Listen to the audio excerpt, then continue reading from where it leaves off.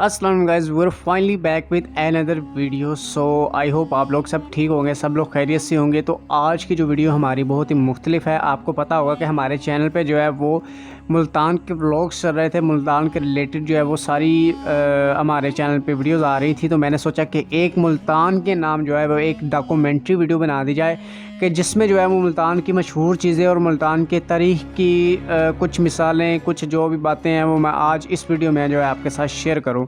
तो आप अपने हेडफोन लगा लें या हाई वॉल्यूम पे इस वीडियो को देखें। तो चलो जी शुरू करते हैं जी। दोस्तों, मुल्तान जो है, मुल्तान की तारीख़ में अगर जाया जाए तो मुल्तान जो है बहुत पुराना शहर है। मुल्तान के बारे में ये भी आता है कि जब हज़रत नूह अलैहिस्सलाम का दौर था, जब वो सारा सैलाब आया था और वो जो भी कुछ नज़ारा मतलब था, तो तब भी जो है वो ये शहर आबाद था। दोस्तों, बात अगर अब हम मुल्तान की कर रहे हैं तो चलो मुल्तान के नाम से शुरू कर लेते हैं। जी हाँ, मुल्तान जो है इसमें रिवायात में आता है कि मुल्तान जो है वो पुरानी फ़ारसी के लफ्ज़ मुल्तानसा से बना था और इसी वजह से जो है अभी इसको मुल्तान बना और मुल्तान बोला जाता है। और इसके मायने है जी फ्रंटियर लैंड। दूसरी तरफ हिंदुओं की रिवायात के मुताबिक कहा जाता है कि मुल्तान संस्कृत ज़बान का एक लफ्ज़ ताना से निकला है। तो अभी इसमें क्या सच्चाई है वो तो हम नहीं जानते, क्योंकि ये जो तारीख़ है बहुत पुरानी है। तो ये दो रवायतें थी जो हमें मिली और वो हमने आपको बताया। आज दोस्तों मुल्तान जो है वो उसकी इतनी आबादी हो चुकी है। मुल्तान में 19 लाख या 20 लाख आबादी के हिसाब से मुल्तान जो है वो पाकिस्तान का 7वां सबसे बड़ा शहर बन चुका है। और यहाँ पर यह भी बात की जाती है कि सिकंदर आज़म के आने से पहले यहाँ पर हिंदुओं का राज था और सूरज की ये लोग पूजा किया करते थे। उसके बाद जो है फिर मुल्तान में 326 कबले मसीह में सिकंदर आज़म यहाँ पहुँचा लड़ने के लिए और मुल्तान को फतह करने के लिए। उसके बाद सन 600 हिजरी में एक हिंदू बादशाह था जिसका नाम चच ऑफ अलोन था। उसने जो है इस मुल्तान पे फिर कब्ज़ा किया और उसके बाद जो है 712 में सिंध फतह करने के बाद मोहम्मद बिन कासिम जो थे वो फिर मुल्तान को जो है वो अपने कब्ज़े में करने के लिए इधर मुल्तान पहुँचे। इसने 2 महीने लगातार जो है मुल्तान को फतह करने की कोशिश की, लड़ता रहा, जंगें चलाई, लेकिन फिर भी वो नाकाम रहा। मोहम्मद बिन कासिम जो है वो हार मान ही चुका था और वापस जाने ही वाला था कि लेकिन एक दिन क्या हुआ कि एक शख्स आया मुल्तानी, जिसने जो है उसको बताया कि मैं जो है तुम्हें खुफिया रास्ते से किले तक पहुंचा सकता हूं जिससे तुम कब्ज़ा कर सकते हो। और ऐसा ही हुआ, वो खुफिया रास्ते से उधर गया और आखिरकार जो है उसने मुल्तान को फतह कर ली। इसके बाद फिर इस शहर पर सिखों ने भी राज किया और उसके बाद जो है वो ब्रिटिश ने भी अपना हक जमाए रखा और उसके बाद मुग़ल भी आ गए। एंड में मुग़लों की कमी थी तो वो भी आ गए। और मज़े की बात अगर मैं आपको बताऊं तो ये सब लोग जो हैं आज मौजूद नहीं हैं, लेकिन फिर भी जो है मुल्तान आज हंसता बसता फिर भी अपनी शान व शौकत के साथ खड़ा हुआ। दोस्तों, एक फैक्ट और भी है, मुल्तान जो है इसको औलिया इकराम का शहर भी कहा जाता है। उसकी वजह ये है, मैं अपने पिछले व्लॉग्स में भी बता चुका हूँ कि इस शहर में जितने औलिया इकराम के मज़ार हैं वो बाकी शहरों से ज़्यादा हैं। बाकी शहरों में इतने नहीं होंगे लेकिन इस मुल्तान में जो है बहुत ज़्यादा हैं। और सबसे जो फेमस हस्ती है वो यहाँ की शाह शम्मत तबरेज़ सब्ज़वारी हैं और इनके जो पोते थे उनका नाम था जी शाह रुकने आलम। उनका दरबार भी यहाँ पर है और ये जो है बहुत ज़्यादा फेमस है। और शाह रुकने आलम रहमतुल्लाह अलैह का जो मज़ार है वो एक आइकॉनिक बिल्डिंग है, वो बहुत ज़्यादा ऊँची, बहुत ज़्यादा खूबसूरत है। मुल्तान को अगर आप इंटरनेट पे भी सर्च करते हैं तो आपको इस मज़ार की जो है वो पिक्चर्स, वीडियो ज़रूर मिलेंगी। ये जो है मुल्तान का हिस्सा लाजमी करार होता है। और इस बात को आप एक मोजज़ा भी करार दे सकते हैं कि इस सरज़मीं पर पता नहीं कितने 100 साल जो है वो सूरज की पूजा करते रहे हिंदू लोग, सारा कुछ ऐसा करते रहे। और आज जो है इसी सरज़मीं पर जो है वो अल्लाह ताला की इतनी औलिया कराम के मज़ार हैं कि बंदा जो है वो एकदम सोच गुम हो जाती है कि ये ऐसा हो कैसे सकता है या कैसे हो गया। तो ये भी आप एक मौज़ा कह सकते हैं।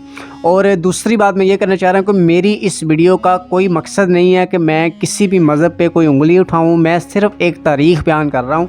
इसके अलावा इस वीडियो का और कोई मकसद नहीं है, सिर्फ़ आपको तारीख़ बता रहा हूँ और इंटरटेन कर रहा हूँ। सो मेरा किसी भी मज़हब को कोई भी सवाल या उंगली करने का बिल्कुल भी इस वीडियो में मकसद नहीं है, ये मैं साफ साफ कह रहा हूँ। मुल्तान की तारीख में मैं आपको पहले भी बता रहा था कि मुल्तान जो है वो एक आइलैंड की शक्ल में था। इसके जो है आसपास जो है वो दरियाए रावी बहता होता था और सिर्फ एक रास्ता होता था जहां से बाकी लोग आ जा सकते हैं। और अगर किसी ने मुल्तान पर हमला भी करना होता या मुल्तान को फ़तह भी करना होता तो उनके लिए एक ही रास्ता होता था, जो कि बहुत ज़्यादा मुश्किल होता था। पानी से तो कोई आके उसको फ़तह नहीं कर सकता, तो वो जो भी दुश्मन आता था मुल्तान को फ़तह करने के लिए तो वो एक ही रास्ते से आता था, तो जिसकी वजह से ये होता था कि उनको मुंह की खानी पड़ती थी और मुल्तान को लाख कोशिशों के बाद भी वो फ़तह नहीं कर सकते। सिकंदर आज़म के बारे में भी कहा जाता है कि ये उस वक्त की दुनिया की सबसे बड़ी और सबसे ताकतवर फ़ौज लेके मुल्तान को फ़तह करने के लिए आ गया था। तो लेकिन हुआ क्या, जैसे जो है वो मुल्तान के किलों से तीरों की बारिश हुई तो एक जहर वाला तीर जो है वो सिकंदर आज़म के फेफड़ों के आर पार हो गया और इसी वजह से जो है उसकी वहीं पे डेथ हो गई। तो जब वो उसकी सारी फ़ौज ने ये देखा कि हमारे लीडर की डेथ हो गई तो वो इतना जो है वो पागल हो गए कि उन्होंने जो है वो खून की नदियां बहानी शुरू कर दी।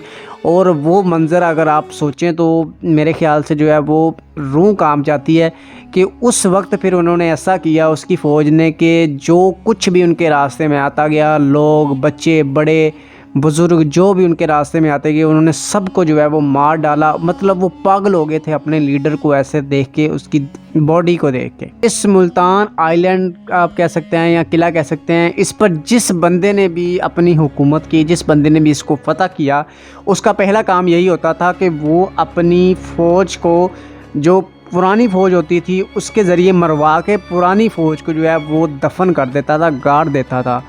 और ये जो किला है अब भी पता नहीं इसके नीचे कितनी लाशों को दफन किया गया हुआ है। दोस्तों, मुल्तान को जो है सिर्फ पाकिस्तानी अवाम नहीं पसंद करती, बल्कि बाहर से भी जो है वो गोरे सारे आते हैं मुल्तान को एक्सप्लोर करने के लिए। और पिछले ही कुछ दिनों की बात है या कुछ आप कह लें सालों की बात है, पिछले 2-3 साल पहले जो है वो कनाडा से एक यूट्यूबर आई थी जो कि मोटरसाइकिल पे जो है वो सारी कंट्री को जो है वो एक्सप्लोर करती हुई मुल्तान पहुंची, जिसका नाम रोज़ गैब्रियल था। तो वो भी जब मुल्तान में आई तो उसने बताया कि उसने कहा कि जो मुझे खुशी और जो मुझे एक सुकून मुल्तान में आके मिला है वो मुझे आज तक जो है कभी किसी मुल्क में नहीं मिला। और मज़े की बात आपको बता दूं कि इसने जो है फिर यहीं पे शादी भी कर ली और अब जो है वो यहीं पे रह रही है, मुल्तान के अंदर ही रह रही है और कनाडा को जो है इसने पक्का अलविदा कर दिया।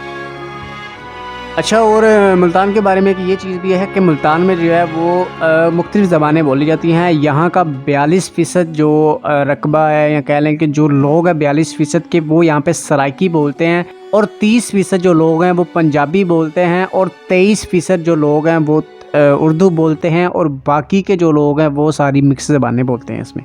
अच्छा जी, अब बात करते हैं मुल्तान की एक ऐसी फेमस डिश के बारे में जो कि मेरे ख़्याल से पूरी दुनिया में मशहूर हो सकती है। मैंने ख़ुद भी ट्राई किया हुआ है और माशाल्लाह से कमाल जायका होता है। जी हाँ, मैं बात कर रहा हूँ जी मुल्तान के सोन हलवे की। अगर आप मुल्तान जाए तो मुल्तान आप लाजमी से जो है वो सोन हलवा इनका ज़रूर ट्राई करें। मेरा नहीं ख्याल कि ऐसा सोन हलवा आपको दुनिया में कहीं मिलेगा। और अब अगर मुल्तान आप जाएंगे तो वहाँ पे जो है आपको बहुत सारी ऐसी जगहें, शॉप्स, जगह जगह वो आपको सोन हलवे की मिलेंगी, लेकिन उनमें से जो बेस्ट है और जो सबसे पुराने हैं वो थे जी हाफिज़ वाले। हाफिज़ का जो सोन हलवा है वो है और वो जो है 1930 से लेके अब तक जो है वो सारा सोन हलवा अपना बनाते आ रहे हैं। उनके बड़े से लेके अब नस्ल दर नस्ल जो है वो बनाते आ रहे हैं। 94 साल हो चुके हैं उनको। और इनके मुकाबले में जो है फिर बहुत सारी दुकानें आए, बहुत सारे लोग आए, उन्होंने अपना अलग अलग रेसिपी ट्राई किया और सबकी तो वहाँ दाल नहीं गली, लेकिन फिर उनमें से एक नाम और ऊपर निकला जिसका नाम है जी रेवाड़ी वाले। अगर आप रेवाड़ी वालों को भी देखें तो उनका सोन हलवा जो है फिर इसको टक्कर दी उन्होंने और आज जो है वो तकरीबन 5 से 10 किस्म के जो है वो ऐसे सोन हलवे बना रहे हैं जो शायद भी आपको कहीं देखने को भी ना मिले। पाइनएप्पल का, दूध वाला, मैंगो वाला और पता नहीं कौन कौन से जो है यहाँ पर सोन हलवे मिलते हैं। और बात मैंगो से निकल ही चुकी है तो मुल्तान में जो है आपको एक ये चीज़ भी मिलेगी कि मुल्तान में सबसे ज़्यादा जो काश्तकारी या सबसे ज़्यादा जो फल है वो मैंगो है, आम है। मुल्तान में जो है मैंगो तकरीबन जो है वो 26 से 27 किस्म का जो है आम होता है। इससे ज़्यादा भी होता होगा, लेकिन इतना जो है ज़्यादा फेमस उधर यही है। गर्मियों में जो है वो मुल्तान का आम पूरी दुनिया में एक्सपोर्ट किया जाता है। और हमारे यहाँ जो है वो ये एक मुहावरा या बात कही जाती है कि जिसका दोस्त जो है वो मुल्तान से है उसके लिए तो फिर आम की टेंशन नहीं होने वाली। दोस्तों ये थी आज की वीडियो, और इसमें जो है मुल्तान की हमने मुकम्मल डॉक्यूमेंट्री, हर चीज़ इसमें मशहूर, सारा कुछ इसकी तारीख़ से लेके अब तक जो भी चीज़ हमें देखी, मिली, सुनी, वो हमने आप तक इस वीडियो के ज़रिए आप तक पहुंचाया। और आई होप कि आपको वीडियो अच्छी लगी होगी। चैनल को सब्सक्राइब करना हरगिज़ मत भूलिएगा, साथ में बेल के आइकन को भी आपने लाजमी प्रेस करना है और भाई को दुआओं में याद रखना है। मिलते हैं नेक्स्ट वीडियो में। अल्लाह हाफ़िज़।